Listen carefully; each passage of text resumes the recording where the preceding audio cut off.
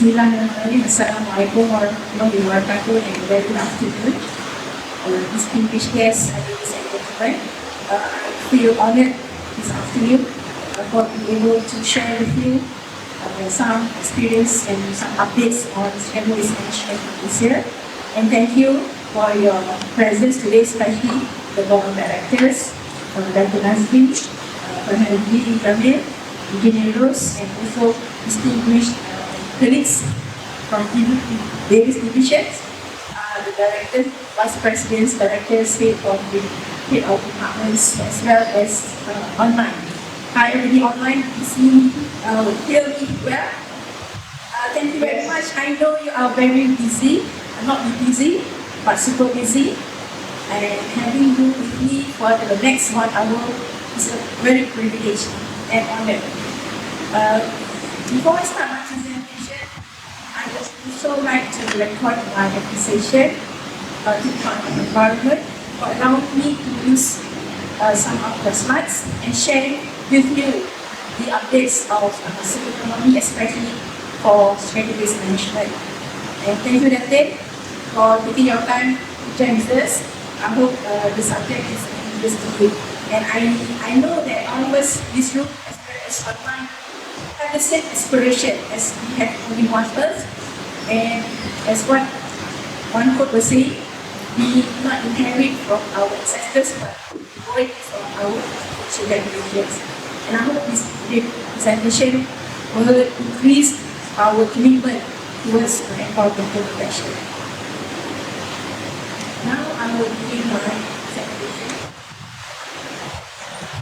Okay, this is an overview of the outline of my presentation today. This is about the introduction. What is scam waste? Sometimes we hear about toxic and reduced waste. What is circular economy? Energy bank. We will run through the slides. We're talking about circular economy. Maybe we can tie out with our favorite food, either donut, or if you're not maker, you like bakery, is down. And also in the context of secondary waste management, and I think circular economy has also been discussed not only at the international level but also at the national level, especially on circular economy for solid waste management. Dato' Sri Mustafa, thank you also for joining us this afternoon. Okay, besides that, I will share with you some of the initiatives that we have embarked, or the department have embarked on secondary waste, even before the concept of circular economy is widely known at the international or at the national level. Okay, what is hazardous, toxic and hazardous waste? I think this is the common term that we always hear. And as what UNEP defined, is any waste of management of waste with the potential to damage human health, organizations, organisms, or the environment. So sometimes we relate toxic and hazardous together. And it usually require special handling and disposal procedures which are regulated by national and international law. Okay? In the case of Malaysia, of course, in terms of characteristics of hazardous waste, it is irritable, it's reactive, infectious, corrosive, and toxic. And of course, as you can see, these are the labels that if we go to any industrial area or in hospitals, you can see the yellow label that shows this infectious waste or clinical waste. And of course, in UAE has a lot of guidelines have been published to guide the waste generator, especially industries, to manage secondary waste in a proper manner. Okay, next is in terms of secondary waste. Why do we call them secondary waste in our country? This is because this is what is defined in the Environmental Quality Act. That's another act that protects the environment. Meaning that secondary waste means any waste prescribed by minister in the regulations as secondary waste. And the ministers will prescribe what are the types of waste, and this is will describe or list in the regulations of schedule waste enacted in 2005. Okay? So the management of schedule waste has been in place in the country since 1989. That is when the first schedule waste regulation was enacted and implemented. Okay, in terms of, now you know what the characteristics of schedule waste. Now is categories of schedule waste that included under the Schedule 1 of the regulations. It's divided into 5 codes and with 77 codes. Of course, I'm not able to remember them when I was in DOE, but there are similar codes that we encountered. For example, during COVID, there's a lot of clinical waste, right? Either from hospitals or from quarantine centers that already as 404. And if something that close to us, lead acid batteries is code as FW102, and e-waste, your phone, when you don't want to use it and you want to discard it, it is considered as e-waste and is categorized as SW110. And of course, in code 2, right, they have 7 codes. In SW3, there's 27 codes. 32 codes for FW4, and other waste is the energy waste from treatment of recovery of schedules. For example, we incinerate the waste that is categorized as SW5 or SW501. So this is the category of the schedule waste based on their characteristics and those in organic or inorganic. Okay. In terms of schedule waste management, is regulated by the Environmental Quality Act of 1974 and the regulations underneath it. In terms of, first, I can summarize this. Okay, these are the list of regulations and order that used to control schedule waste management in the country, and if I can group them together, whereby DOE regulates the waste generator. For example, the industries, they are the waste generator. And if you are discarding the washing machine, your household e-waste, you are also a waste generator. And if you are also discarding your medicine, you can also categorize as a waste generator. But of course, that is a very minimal waste compared to the industries or hospitals. And in terms of the waste receiver, in this case, that is this facility, the premises that recover, reuse, treat the schedule waste. Okay? These are the 3 components, and one more thing that also DOE regulates is the transporter, because we want to do that. The transporter collect the waste from the industry and send it to the right premise, either for recovery, reuse, or for disposal purposes. For example, the vehicles. At one point of time, there was incidents of illegal toxic waste dumping. So we instruct the waste transporter to install the GPS so that we're able to track their movement of their waste from the industries to the respective premises. Okay, other than the national law, we are also obliged to meet the international convention, that is the Basic Convention on the Movement of Schedule Waste, and that is where if country A wants to export to country B, they need to have a prior informed consent of the receiving country. And lately in 2021, there is a requirement for plastic waste. When if they are to be exported or imported, they need to oblige to follow the Basic Convention requirements. If you can recall, in 2019, there was a huge illegal transportation of plastic waste into the country, where we sent to the country of origin, because we not want Malaysia to be the plastic waste dump in the ocean. And besides that, there's also the custom provision on the as well as export orders. These are meaning that they need to send information and process to the customs officer to get release from them. Okay, what is circular economy? This is what we always hear about circular economy, and this is what defined by the Gillen Author Foundation, meaning that it is system solutions framework where materials never become waste and nature is regenerated. And in this case, product materials are kept in circulation through process like maintenance, reuse, refurbishment, manufacture, recycling, and composting.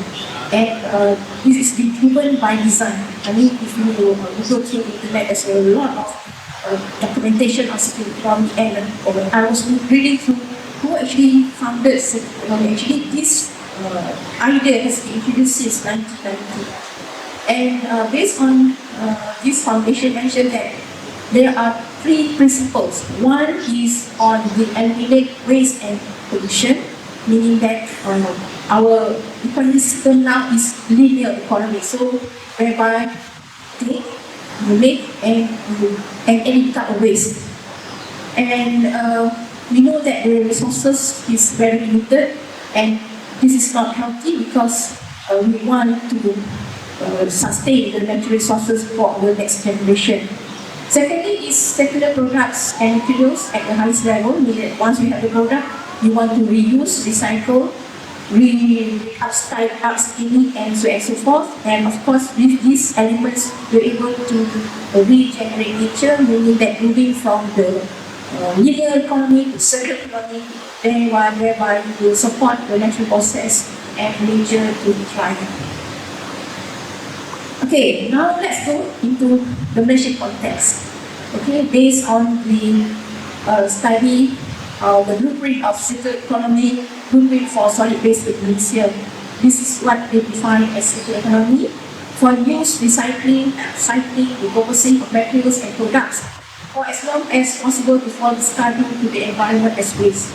So I think this is very important for us to, as a user, to utilize as much as possible before it ends in life. And of course, the purpose is to prevent pollution of the environment, and this is the main thrust of the circular economy. Next is to minimize the contamination and pollution of natural resources, to enhance the economic value and to reduce energy consumption and greenhouse gases emission. So in this case, it directly addresses the global challenges, for example, like plastic pollution, climate change, pollution, and other challenges as well. One of it, of course, is loss of vibrancy. Okay, Datuk Sri, this is your very precious document. We were preparing it when I was in service, and we really appreciate the statement made by the government to mention on advancing sustainability. And this is a very important document to show the commitment of Malaysia in addressing sustainability, circular economies, and so forth. I think the details you can download with the website. I will not elaborate further. But these are the elements to show the driving force and the game changer, as well as deep dive of our commitment towards circular economy. Okay, besides that, there's also other related national policies on waste management. For example, national policy on climate change, a green technology master plan, and we also have this environmental sustainability in Malaysia. During that time, we targeted to increase our recycling rate of scrap waste of 50%. And in fact, a proposal to have 5 integrated waste management or scrap waste management throughout the country, because at that point of time, there's only one integrated waste management which is located in this area. So we like to propose to have one in central, southern, east coast, as well as Sabah and Sarawak. So at the moment, there's 3 integrated scrap waste management. One is located in Sembilan, that's called Alam. The other one is Bukit Naga, and the third one is Unitas in Sarawak. Okay, and the next one is the strategic plan. The one that very important here is the strategic plan for the management of secondary waste 2015. Datuk, as you can recall, Datuk, during our time, when we set up the integrated waste management in Kuala Alam, there is a concession to Kuala Alam. It was from 1995 to 2015. It ends in February 2015, and that is when the formulation of the strategic plan for the management of secondary waste, meaning that after in 2015 onwards, there's not only one company that receive or manage secondary waste, meaning that any person in the market who have the technology, the capacity, and the resources, they are also allowed to manage the secondary waste according to the regulations or under the Environmental Quality Act. What I like to highlight here is the points of cradle to cradle, because before this we were talking about cradle to grave, but now, our emphasis evolution, technology, and the economic purposes, the principle of 4R is being introduced. That is, you reduce, you reuse, you recycle, and you recover. If you look into the document of the advancing sustainability of circular economy in the 3 in the Action Plan, they said about 9R, but this is only 4R. Okay, next is the green investment incentives in Malaysia. For example, recycling waste activities, exemption from duty of machinery and equipment, as well as cabinet allowance, and this is under the purview of duty. And meanwhile, the recent is the establishment of the National Circular Economy of Council of Malaysia, which will be chaired by our PM, and is led by the Ministry of Housing and Local Government, and they have numbers of committee that look into agriculture, secondary waste, and so forth. And meanwhile, for circular economy agenda for secondary waste is NRDS. Okay, this is the difference between linear and circular economy. This is talking about approach, the resource use, the system boundary, the use, and the aim of life, right? And of course, for linear, as I mentioned earlier, you take for purpose of manufacturing, and after that you dispose them. But if you circular economy, you reuse, and recycle, and of course for secondary waste is too long, then is recover. And for linear, you have resource intensive, short term, there's no use here, and of course it's disposal. However, in terms of sustainability, you are looking at the resource efficiency, the long-term use, the repair and use, and of course, if things are not, you cannot use and recover them, so you will dispose at the secure landfill or to the landfill. Okay, this is a table that I'd like to share with you. This is the evolution of secondary waste management in the country. Actually, there's a long list, but this is what I like to relate in the context of circular economy.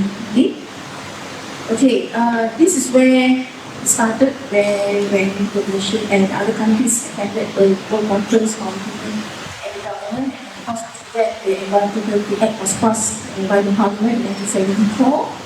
And if you can recall, in 1979, there's a lot of uncontrolled and extreme waste disposal into industrial growth, because our country is coming from agriculture-based industries to industrial growth. So, if you recall, in the early years of environmental management, the focus is more on agro-based industries and palm oil, and towards that we go for industrial activities. And that is where the environmental quality regulations or secondary waste regulation is formulated and implemented. Okay, and in 1993 we are party to basic convention And this is where I mentioned about the concession agreement with KA. It's end until February 15. And of course, the integration of the integrated waste management will take the last part in Legacy is operated. And in 2050, that is when the concept of cradle to cradle and 4R is introduced and implemented. Before this, it's all about cradle to cradle, meaning that they process the treat and then sell it to the secure landfill. So if we look at this, and of course, the roadmap of sustainability, environmental sustainability, and the circular economy written under the 10th Action Plan. So what I'd like to inform here is that, in fact, circular economy has been implemented indirectly in the country since in 2015 and even earlier. The element of 4R and 3R has been implemented. It's just that the term was not being used, widely used during that time. Okay, this is the principle as mentioned earlier. If you go up, there is cradle to cradle, where you use the waste, you minimize waste, and utilize the waste either for energy or as a source of input for other products. And there is also element of resource recovery. And the last one is cradle to grade. That you send all your treated or scattered waste which are not able to be treated to the secure landfill. And this is all covered under the Environmental Quality Act 1974. So the government is very serious in terms of regulating the waste generator, the transporter, the waste receiver, as well as the disposal of the scattered waste.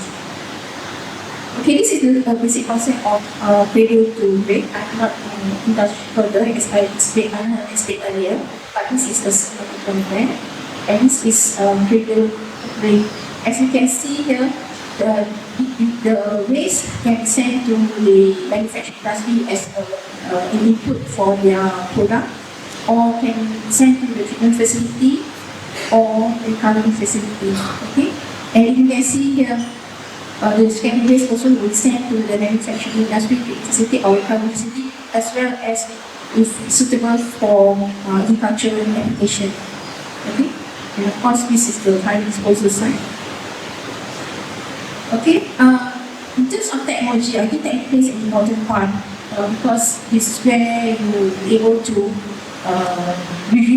recover, reduce those waste to either to send it to secure landfill or to repurpose it. Okay, of course there are physical treatment, chemical treatment, biological treatment, and thermal treatment. Okay, and there are certain codes that are suitable for this kind of treatment. For example, for thermal treatment, usually we call it thermal treatment, we do not call it incinerator, because I thought at that point of time there was a big argument or public perception if you say about incinerator. So that's why we change the term as thermal treatment. In fact, if they want to consult, or if they want to develop an incinerator for the EIA, we mentioned that if you want to intention to develop, to construct an incinerator, we call it as thermal plant. Okay? And this is other examples. And of course, for thermal, you cannot use explosive as a thermal treatment. Okay, this is the scattered waste trend in the country. I hope the ones that online can see it clearly, but this is available in the Environmental Quality Report of 2022. Okay, you can see here in 2021, there's about 7.5 million metric ton of waste generated. Okay, and of course, compared to 2020, there is an increase of 4.45%. Okay, and you can see the blue line. The blue one is the waste generated. Okay, and the red line is they apply the 4R. And you can see there is an increase of application of 4R over the years except in year 2021. During that time, I think you're all aware of our lockdown and COVID incidents. And the other one is disposal to the secure landfill. And you can see that we hope there will be an increase of decrease the speed. Sorry, the decrease of disposal at the secure landfill. And one thing is the green one is by incineration. So you can see it's very quite a small amount of waste has been incinerated. Okay, this is another point that I'd like to share with you in terms of trend. The main categories of waste generated. This is the code. It's dust, slag, dross, or ash, and it's about 40%, 41%. With gypsum, about 16.70%. A sludge containing one or seven metals is about 50%, and spent relating on of 4%. And where is this waste coming from?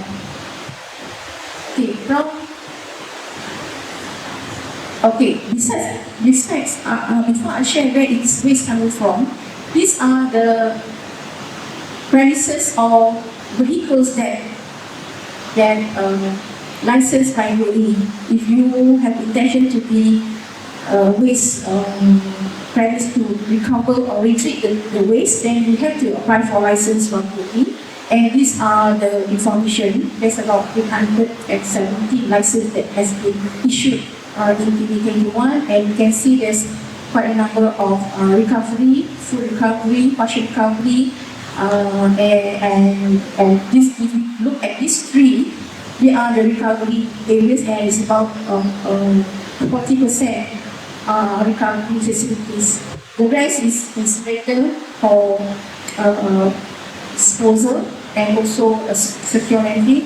And they have also issued a lot of licenses for the vehicles to transport the scheduled waste.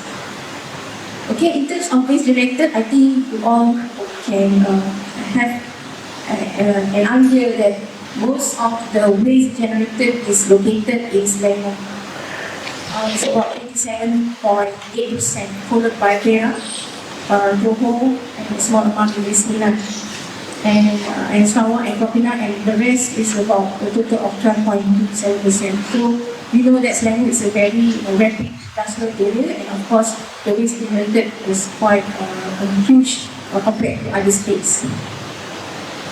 Okay, this is the one that I like to share with you. From the list that mentioned by Ilham, there is also a representative from Energy Commission Ato. So, and one of it, most of the waste is coming from power plant. So I think this is very important to look into how these premises recycle, reduce their waste in terms of circular economy. And I think they have done something. After this, I will share in terms of work that they can carry out in general. Okay, the next one is chemical industry, waste treatment plant, scheduled facilities, metal refining, and e-waste plant. Of course, the large portion goes to power plant. Okay, this is a very general spatial distribution of the secure landfill and recovery facility. Okay, you can see the secure landfill is the ones in yellow. It's not very clear here. There's about 7. As I mentioned just now, there's about 3. Now there's an increase of 4. And of course, there's a lot of recovery facilities that located in, mostly you can see it's around the west coast of Malaysia, right? And very small is Sarawak. But I think there will be more facilities by the industries, as we know that these are the very a lot of industries is located in this area. In fact, in Penang as well. Okay, this is the incinerator and solidification facility. storage and treatment facility. I will try to go fast because I like to share with you on the circular economy for secondary. Okay. This is partial. Okay, partial is two types, ladies and gentlemen. Partial is for the e-waste. For example, if they collect the e-waste from your parents' computer, handphone, washing machine, they will dismantle that. There will be no treatment. That is what we call as partial recovery. But if there are full treatment, then they will extract the precious metal in the e-waste. Okay, this is four areas of program that has been implemented by the Department of Environment, mainly on the take-back program, the co-processing of scheduled waste, special management, as well as authorized alternative facility. This is where the 4R is implemented, and it's where the circular economy is being adopted and embraced. Okay, this is a view of the national recycling rate for scheduled waste. I think we are aware about the national recovery recycling rate of solid waste, but this is the one that I'd like to share. Of course, in the Malaysia Sustainable Roadmap, we target about 50% in 2030 and 2025. But as of 2025, there's an achievement of about 45.7% of recycling rate of scheduled waste. Okay, I hope this will be increased as years goes by. And in terms of the take-back program, this is specifically on the waste dump, the chemical waste dump. So they don't need to send it back to the treatment facility or recovery facility, but all to the disposal site. But you can use this drum, either the manufacturer or the industry send it to the recovery facilities. But of course, they need to get the right permission from the owner, as well as to the Department of Environment and to the receiver. Okay, so these are the areas that the take-back program. Another take-back program is the e-waste. They are in the process of putting in the mechanism for the 6 types of e-waste. If you can remember, there's 4 plus 2. That is the washing machine, the television, the fridge, as well as the 2 items that is small, that is the handphone and the laptop. Okay, another one is the co-processing. This is a very interesting project because it also serves as alternative raw materials, and alternative fuel, as well as additives to cement for cement production. And of course, they need to comply with DOE in terms of waste generation, emission to the air, as well as discharge to the water. Okay? And as of 2021, there's about 16 approvals being issued to the cement factories to receive waste from waste producers with additional consumption quantity. And this is what has been listed there. 176,000 metric tons as raw material, 5,400 as fuel, and 408 as cement additives. So usually they will refer to DOE for this approval. Of course, they need to meet the waste acceptance criteria and other requirements. Okay, these are some of the waste type that can be used as alternative raw material for cement additive or alternative raw material. I think they are guidance document issued or published by the Department of Environment. Okay, besides that, the second one is this is the third one in terms of circular economy, that is the special management of circular waste. Meaning that for under the law, if you are the waste generator, you need to send it to the license or premise that's licensed by DOE for treatment or for disposal. But under the special management, you can request, of course, by meeting all the criteria, not to send to the licensed facility, and or really that we use that scheduled waste as a resource or input for other products. For example, these are some of the products that will be captured. There is, for example, SW104, as mentioned earlier.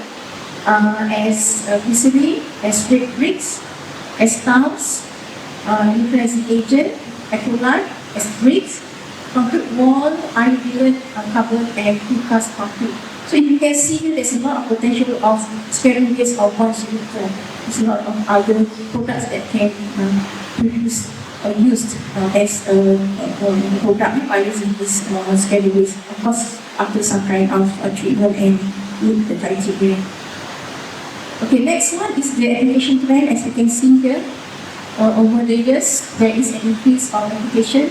In 2023, last year, it's about 250 applications, and there's an approval of 164. That not all applications that is submitted approved because some of it does not meet the criteria set by the environment.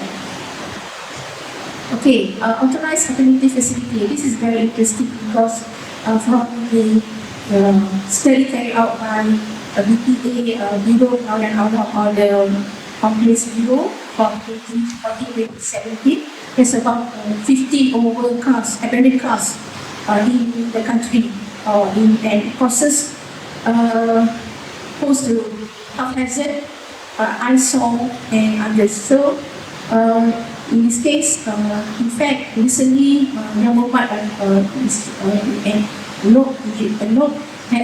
Minister of Transport has announced about any registration of abandoned cars within 1 hour, I think somewhere in April.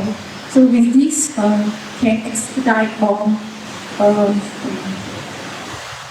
can implement the AATF facility, and at the moment, there's 2 facilities that receive the abandoned cars in relation to the general waste management requirements.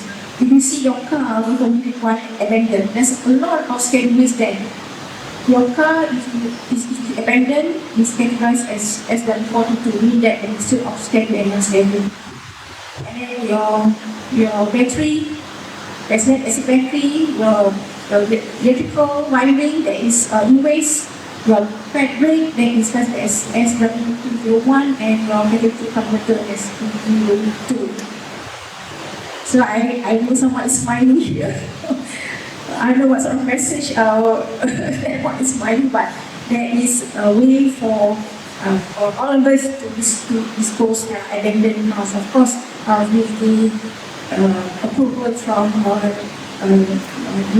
of JPJ, Department of Transport. Okay, this is going to be my last slide before I come to the conclusion. Okay, the way forward, this is the one that Puan Norlin shared with me in one of the symposium, 50 years of the Environmental Quality Act that was held somewhere in April. And one of it is they have targets.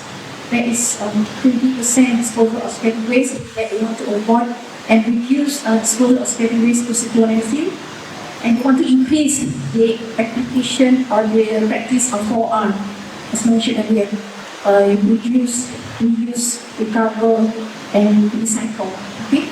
And increase from 54 to 2%. And of course, less in terms of incineration, because once there's a lot of waste that already meeting the criteria for 4R, then there will be less waste to incinerate, more to dispose as circular landfill. And the other one is to strengthen or to develop first before they strengthen the system. So they need to have this household scheduled waste management system, which is ongoing now, daily waste, and of course they also introduced the E3R, standard responsibility, individual responsibilities, and so forth. And this is under the study with joint part. And the next one is the development of industrial eco-park complex as what being implemented in Japan. The industrial eco-park complex in Simple Bhutan, where they have this industrial eco-park complex, whereby the sustainable waste recycling industry is there, and this can avoid unhealthy waste trading. And last but not least, this is the recent information that I got from UAE, is there are already conducting a feasibility study or economy for scheduled waste management for 7 codes. And now they are at the second stage of doing the feasibility study for the future economy for Scandinavians. Okay, distinguished guests, Datuk Tuan-Tuan dan Puan sekalian, the conclusion of my presentation today is the circuit economy be able to address climate change and global challenges. The extreme weather and the extreme hot weather, the flooding, as well as plastic pollution, as we are talking on plastic pollution, macroplastic, microplastic. Of course, another one is biodiversity loss. It is important to protect the wildlife ecosystem, the natural ecosystems and so forth. And there is an element of also to manage the waste, especially the mismanaged waste and pollution prevention by decoupling activity from the consumption of finite resources. There is need to be integrated economic element of vehicle production and consumption. And of course, this can waste the element of 4R, reduce, recycle, and recovery, even though in the document for circular economy, there's 7R, but for the scan waste, we are looking at 4R. Of course, the aim is to prevent pollution, to minimize contamination, or to enhance the economic value of the waste from waste to wealth, and of course to reduce energy consumption and greenhouse gases emission. With this circular economy, there is also enforce the strengthen the scan waste management in terms of cradle to cradle. And lastly, of course, sustainable goals towards environmental protection. With this, ladies and gentlemen, thank you for your kind attention, and I welcome any questions or clarification. If I will be able to answer, I will provide the details as follows. And thank you for those who have been with us online. Thank you. Ladies and gentlemen, firstly, thank you, Puan Norlin, for that very interesting overview on a very important subject. Now is actually the best part, I think, of the talk, which is the question and answer. For all of you, how often you get the former DG or DOE on the stand having to answer our questions. Now, we have a lot of people online. You can pose your questions online in the chat group, and then we will take it on here. Or anyone here would like to pose a question, just raise your hand, and the lovely Ilham has got a mic there, and she will take the mic across to you, and please introduce yourself and then ask whatever question. One, if I don't mind, I would take the first online question from Professor Hanifa. So, Puan Norlin, with respect to the 4 key strategic documents you shared in your slide, where is Malaysia today with respect to meeting the targets set in those documents? If we are lagging behind, what needs to be done to expedite meeting government's original aspirations and targets? Thank you, Prof. Hanifa, for the questions. In meeting the targets, I think each document has its ministries and agencies to monitor the strategies and the roadmap of what's to be get in the national policies, either on climate change, either on technology, so and so forth. So I will not be able to answer the status of the performance or the achievement of each policies where the studies need to be carried out by the respective ownership of the document. For example, this is my suggestion. For example, National Policy on Climate Change under the purview of NRES. And also there's also an element of energy element there under the stream of energy and water. So these are the integrated ministries need to be carried out to ensure that whatever elements or whatever strategies, game changer, strategic policies need to be monitored, and the report need to be shared with all the stakeholders, either the government agencies, the private sectors, and the public system. So, I hope I'll answer your question. Thank you, Santi. Exactly. First of all, bravo. Really, it's just such excellent performance and so impressive in terms of the depth and understanding that the department has communicated. But very simply, what is your gut in terms of what the major impediment is to facilitating and accelerating this circular economy in Malaysia? So, for example, is it community culture? Is it the economic structure and investors and entrepreneurs who need to be convinced to invest more? And in comparison to the optimal circular economy nations, how can that be bridged? So what are the elements that make those nations so successful? And what does Malaysia need to do to culturally acclimatize? Thank you, Adatin, for the questions. In terms of the drivers here, I look at the element of the respective responsibility to drive the circular economy. For example, the civil society, in terms of the usage of the product, and the design, the manufacturer that does the design and how can they reduce the packaging of the product. Either you're talking about in the context of spend waste, of course, that will be on industries. In terms of how they will be able to reduce the solid waste generated through recycling, compost, and so forth. In terms of other waste, for example, solid waste, then the element of manufacturing, the element of design, the element of incentives is very important to spear the concept of circular economy at various sectors. And I think what important here is the role of the government as well as the private sector and academia to work together as one team and push this agenda across. We do not want the policies, whatever stipulated under the national policy or documentation is just a matter of paper exercise. We need to be an action oriented. So in this case, to spear guard, to have a game changer, I think the relevant is the government authority that will to provide sectors, the industries, and the government also need to give facilitation to the industries to expedite or see the circular economy in their premises.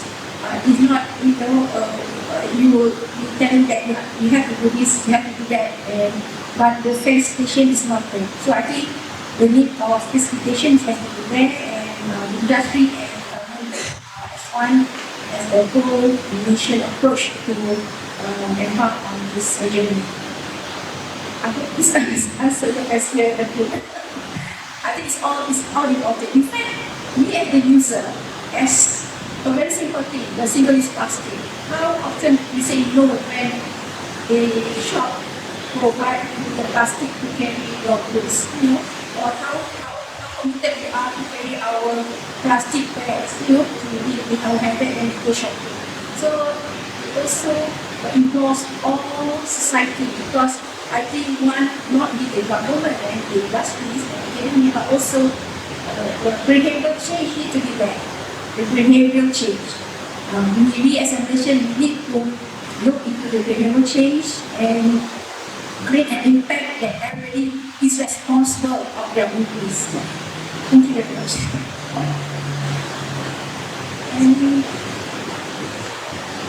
And there's a question from Gopi. With regards to thermal treatment, there are products plasma-based in the market that are able to fuel themselves with the waste that they consume. Only little fuel is needed to kickstart the process. Why are such projects not widely used? thank you, Mr. Gopi, for the questions. In terms of the product not widely used, I don't think I'll be able to answer that questions, because it has to be, it's market driven. If I must say, it's market driven, and is there challenges in terms of introducing the product to the market? That is where we need to know where is the gaps of not widely used in this matter. Because you're saying about a few lessons, right? So these are the things that Mr. Gopi, you can kindly engage with the relevant agencies and get their opinion and facilitation in terms of the usage of the products. One, if you don't mind, I'll throw this to Dr. Ghazri. The concept that you don't need much fuel to run a plasma treatment plant. You want to comment on that statement? I was trying to figure out what's the basic just now. You make only a little bit the process. See, I thought the basic is they are productive in the market, they're able to fuel the consumer. The concept they have is that plasma doesn't need much supplementary fuel. Yeah. Is that a fair comment? Oh, plasma, it depends because this plasmolysis is without the oxygen gas. The oxygen gas, while full oxygen, plasma, there's oxygen here. Yes. Less oxygen, yeah. So based on, I couldn't catch what he's trying to say here. Only a few things that process. Yeah, plasma, it depends on the what they call it, financial model of the technology. You know, it's all about financial model. It's not about the fuels.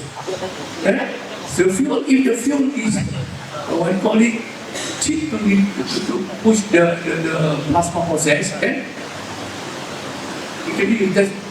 I'm trying to figure still the patient here. So I think there's a misconception in the market at the moment that plasma is self-healing. So it very much depends on the source that you put in, but typically plasma is a massive consumer of energy. So actually you end up with a much cleaner product, yeah? So you end up with typically carbon and all that sort of thing. But it is very, very expensive. And the biggest cost is really the energy. Right. Yeah. So it's a misconception in the market at the moment. Yes. But plasma is less polluted than refrigeration. Because you have the dark sea, so the plasma you will have it. That is the advantage. But if you say the energy consumption is high for plasma compared to the inflated thermal, actually plasma is a thermal, yeah. Yeah. Puan, can I put a question to you? You know, the cost of transporting scheduled waste is very high. You must only go to the operators, and the operators rightly charge a high cost for it. So the economic and financial case for having at least 7, I would say more, integrated the scheduled waste recycling plants in the country makes a lot of sense. But so far we only have 3. Why is it? Is it because of government regulation, or is it because the investors don't know about it, or the investors don't have the confidence to do it? Because there's a lot of sense to have much more of these parts, but there's only 3. I think if you can recall, there was a concession agreement until 2050, and after that it's only that the other integrated waste management, scheduled waste management especially, can embark on this project. And in fact, when we find that restrictions of distance to bring all the waste from, let's say, from East Coast to the Eastern Line is costly because of the distance. And that's why the management at one time targeted to have % regional waste management. I think one of the reasons is the cost of coming up with the integrated waste management. And of course, also look into the financial model. Secondly, is on the siting of the waste themselves. So, for example, in the one in Selangor, Bukit Tangga already have a solid waste facility, and they now in the phase of constructing the integrated scheduled waste facility. So, it's already existing area there. for excellent one, and I think now they are coming up one in Big Penang by Porti Alam to collect waste coming from the Penang petrochemical complex. But now the interest is there in terms of setting up this integrated waste management facility. I heard that there's coming up, I think the recent one in Sabah, you can read the newspaper that they are going to have one integrated waste management in Sabah. I think the interest and investment is coming towards managing the scared waste element, context potential in terms of recycling the waste, reducing the waste, waste wealth of these areas. So one of the reasons I put is the financial model and waste volume.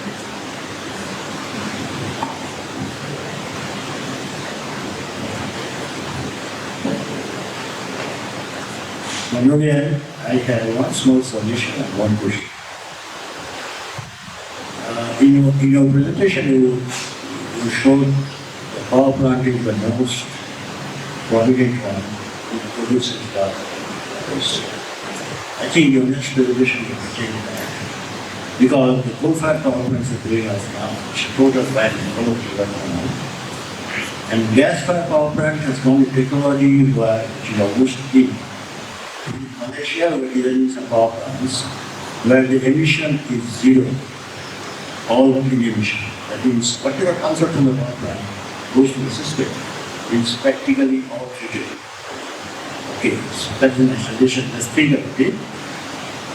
Two, and with layman's point of view, I see that most of the facilities for waste management at the moment in the landfill. In the landfill is a part of the linear system or non-linear? That's how it goes. So what do you mean by linear? Is it You presented linear. the linear versus circular economy concept? So you're saying about circular landfill, is it? No, actually in the landfill, where waste management is a part of linear concept or circular concept. For circular landfill? But there is no polar principle. Yeah, in circular landfill, you can't have a fall out there unless, for example, in Porti Alam, we have also have facilities that reuse, recover waste and waste for other purposes. So, but that is part in the facility itself, but not on the circular landfill. That is where the element of grave is there. And I don't know where is the element of OR there, because all has been taken care before they go to the secure landfill. Yeah, thank you. Thank you, Ms. Puan Norlin, for the comments which I'll try to convert into questions.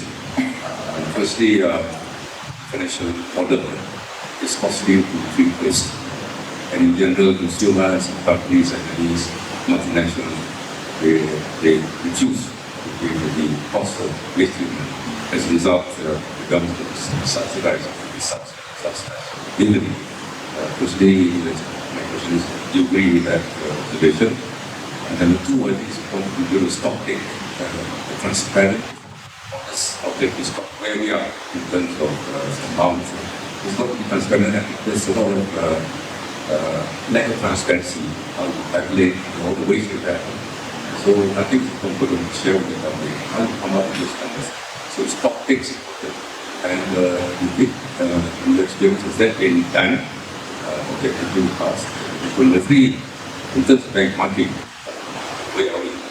Commodity countries, America, Thailand, Indonesia, that's important. It's motivation for Malaysians to see country citizens. Agriculture, yes, it's going to be part of the very big area. But in terms of benchmarking, thank you. Thank you, Lucy, for your questions and your comments. Number two, number three, I think comments in terms of transparency and so forth. The data is available to the public, the process data. It's renewable how was it? Oh, the methodology. Okay, that one I need to get back to Department of Environment to get the details.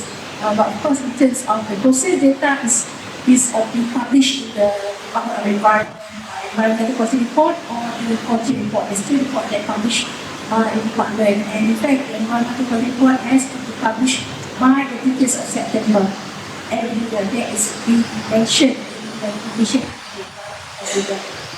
Okay, in terms of the benchmarking, I think initially when we were to set up the integrated waste management facility in this land, that is the cooperation with Bangladesh, we were one of the leading countries in the ASEAN countries who has that facility.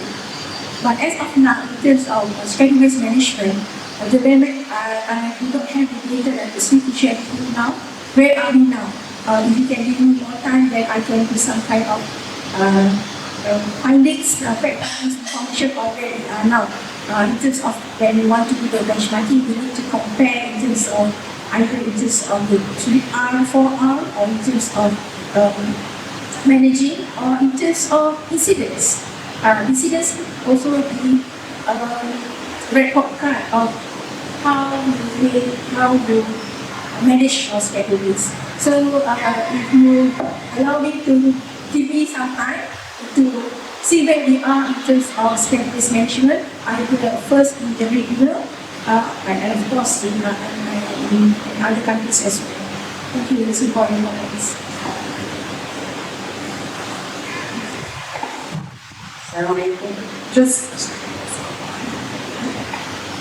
Assalamualaikum, Puan Norlin. Just to ask about the scheduled waste, has there been changes in POE categorizing it, whether it has reduced? Because I've heard a lot of complaints in the water sector and sewerage sector that is very strict and they really need to send it, whereas in their opinion, you don't need that level of control or security. As of now, there's no change of the 77 codes. The additional or reduction of the codes, then there will be announcement or changes made to the regulations, amendment to the regulations. In case of waste coming from water treatment plant, it always has been a problem, and in fact, we want to release them from the scheduled waste code. And there was an attempt to do the study, and in fact, at one point of time, we are on the same ministry, under PASA. IWC and SPA is under the same ministry, so we are working together on how can we sort of look into this matter seriously and how can we look the elements of the usage of waste for other purposes. I think the work is ongoing, so I don't know what is the difference, but I can for you what is the status of the project. Okay, one last question. Just very quickly, relating to Dr. Sri's question, is there an internationally prescribed method of calculation for tracking waste management development and circular economy development? Because then it's effectively, you can compare internationally, apples to apples. Is that what's used by Malaysia? I think I need to find out in terms of the international way of calculating the circular economy. The one that we calculated was what they adopted from ways that they have been doing from without incorporating the circular economy internationally. I need to find out in terms of the methodology and what are the benchmark or the standard that the department is referring to, so that we have the same level field when we want to compare with other countries in terms of circular economy as well as in terms of the recycling rate. With that, I'd like to bring this session to a close. That's what your question. I'd like to thank Dr. Sri Mustafa because she asking about the financial model. For solid waste, Dr. Sri, for a project, in the tournament of solid base, when we in the government three basic, there's two ways of financial. One, TPPs, one selling of FITs, electricity. The one is if you are byproduct fertilizer. If the TPPs and your FIT high enough, then you can cover. Because remember, solid base is not external base. It's from local authority. Local authority can pay only 10 ringgit a ton for TPPs. So, if the government does not subsidize, then your project will go. That's it. So with that, I'd like to thank Puan Norlin for very interesting talk and a very, very fruitful question and answer. Thank you everyone. Round of applause.